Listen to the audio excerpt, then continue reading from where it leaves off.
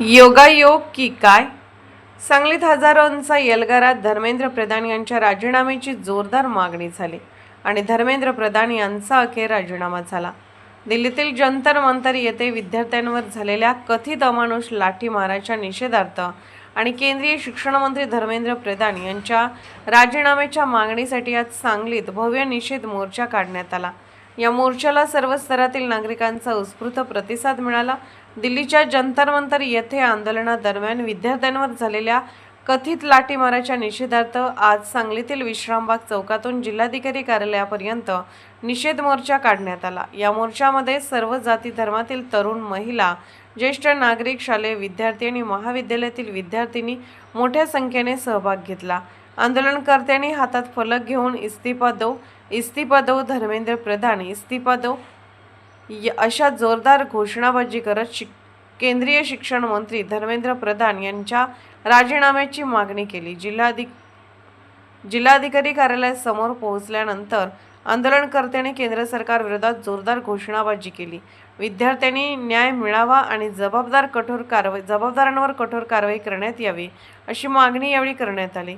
मोर्चाची सांगता राष्ट्रगीताने करण्यात आली। शांततापूर्ण वातावरणात पार पडलेल्या या आंदोलनाने विद्यार्थ्यांच्या प्रश्नाकडे सरकारने गांभीर्याने लक्ष द्यावे अशी मागणी आंदोलकांनी केली।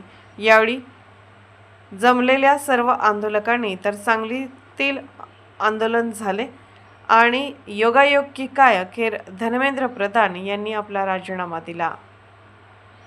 क्रांतीचे नाना पाटील पुतळ्यापासून ते कलेक्टर ऑफिसपर्यंत झाला। आमच्या मागण्या एवढ्याच आहे की नीट पेपर फुटेमध्ये जेवढे काही तुम्हाला दोषी सापडतील त्या सगळ्यांच्यावर कारवाई झाली पाहिजे।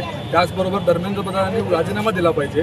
आणि एवढंच नाही तर जे काही 20 तारखेला या दिल्लीमध्ये घडलं, ज्या पोलिसांनी ज्या पद्धतीने विद्यार्थ्यांना मारले त्या प्रत्येक पोलिसावर कारवाई झाली पाहिजे।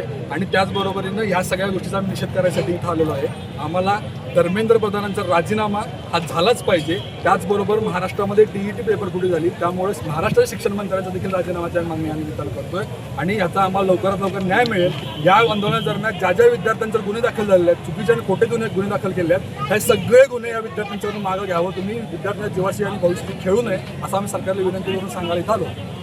जाणलेला आहे तर प्रक्षोभ त्यांच्यामध्ये हाच गोष्टीचा आहे की जे पण एज्युकेशनल रिफॉर्मसाठी त्यांनी त्यांचं मत मांडलेलं आहे आणि हे एज्युकेशनल रिफॉर्म्स किंवा आत्तासुद्धा जे आंदोलनासाठी आणि पोषण मोडण्यासाठी जे सरकार डील करणार आहे ते पारदर्शकतेनं व्हावं, सर्व जनतेसमोर या गोष्टींची चर्चा व्हावी किंवा त्यांना यामध्ये अकाउंटेबिलिटी दिसली पाहिजे। कारण आत्तापर्यंत कोणत्याही गोष्टीसाठी म्हणजे आपल्या युवा शक्तीला आणि येणाऱ्या देशाच्या भविष्याला ज्या पद्धतीनं दुर्लक्षित केलं गेलं ती बाब आम्हा कोणाला मान्य नाही आहे, ना या फेडरेशन हेडला मान्य आहे। आणि त्यामुळं सर्वजणांनी आज जो दाखवलेला प्रतिसाद आहे हाच आवाज आहे जो आम्हाला दिल्लीपर्यंत पोहोचला पाहिजे। तेजस शारदा विठ्ठल नागरेकर आज सांगलीमध्ये JNU किंवा जंतर मंतर इथे चालू असलेल्या आंदोलनाला ज्या विद्यार्थ्यांवरती अमानुषपणे लाठीचार्ज करण्यात आला त्याच्या समर्थनात, विद्यार्थ्यांच्या समर्थनात आज मोर्चा काढण्यात आला।